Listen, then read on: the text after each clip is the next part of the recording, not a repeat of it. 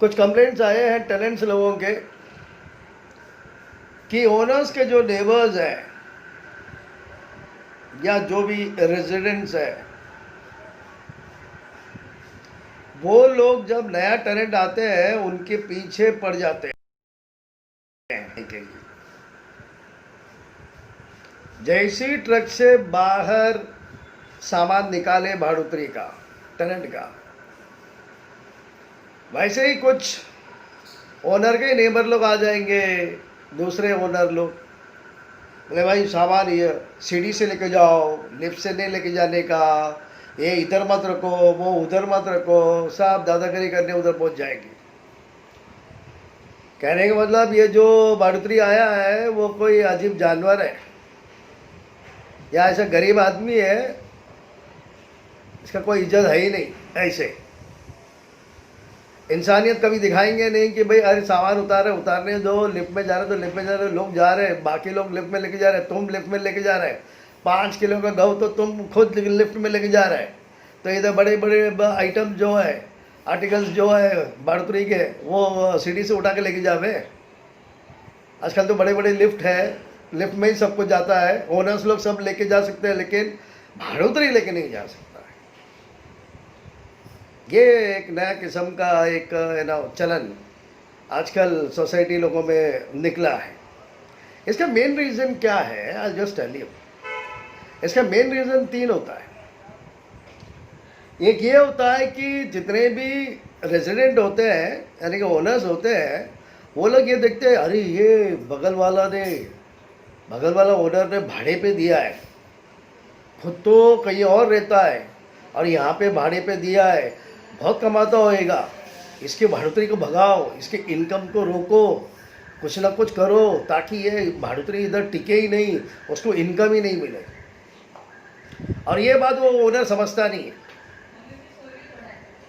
दूसरा बात ये है कि ये जो पड़ोसी ओनर लोग हैं, ये खुद ही ईएमआई में ज़िंदगी जी रहे, खुद ही ईएमआई भर भर के पागल हो गए हैं, दाल चावल खा रहे ईएमआई भरने के लिए। लेकिन भाड़ुतरी लोगों का सामने ऐसी दादागिरी करेंगे जैसे कि राजा महाराजा है, जबान लंबे एकदम, बहुत बड़े। भाड़ुतरी जितना भाड़ा देता है उतना उनका घर का खर्चा होता है। भाड़ुतरी अगर 25,000 देता है, 30,000 देता है, तो 30,000 में वो ओनर खाना खाता है, इधर वो भाड़ुतरी सिर्फ 30,000 भाड़ा देता है, ताकि उसका खर्चा कितना 60-70 हज़ार। लेकिन ये ओनर लोग, ये बगल के ओनर लोग ये सोचते हैं अरे ये गरीब आया है। तो ये एक मेंटालिटी हुआ है। दूसरे ये बगल के ओनर लोग अपने आप को बहुत अमीर समझते हैं, भाई भाई हम लोग बहुत अमीर है, ये कैसा भाड़ुतरी आया है, इसका खुद का घर है ही नहीं। अरे तुमने कहाँ खुद का घर कमाया, बाप दादा ने दिया करके तुम्हारे घर में है, तुमने कमाया क्या घर?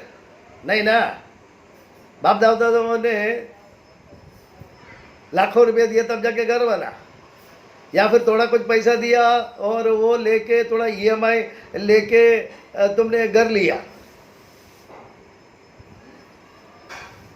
खुद की कमाई से कोई भी घर ले सकता है?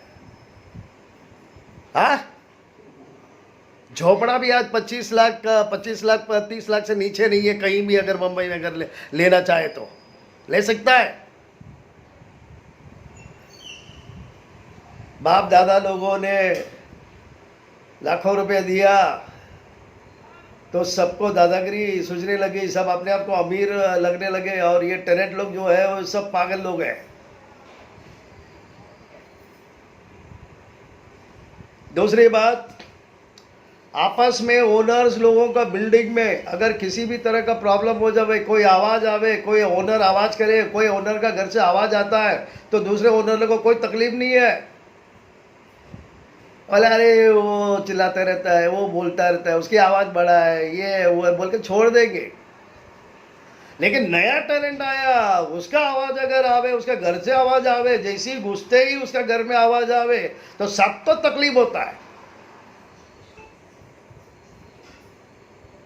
फिर साहब ये नेबर ओनर लोग जो है वो सब लोग वहाँ भाग भाग के आएंगे, सब जमा होंगे, आजू बाजू वाले नहीं आएंगे।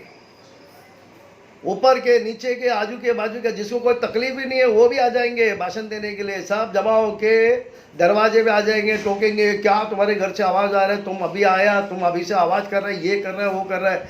यानी कि वो आदमी को सेटल होने भी नहीं देगा, उससे पहले ही उसको टॉर्चर करने के लिए आ जाएंगे।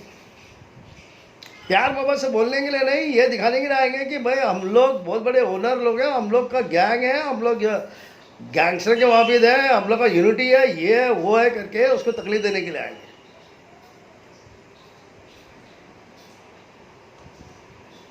और उसके बाद में सोसाइटी में कमेंट कर रहे हैं, इधर आवाज़ आ रहा है, उधर आवाज़ आ रहा है, ऐसा आवाज़ आ रहा है, वैसा आवाज़ आ रहा है। So this are the things. ये सब हैरेसमेंट और मेंटल स्ट्रेस देने के लिए ये अगल बगल के जितने भी लोग रहते हैं उन लोग ऐसे करते हैं।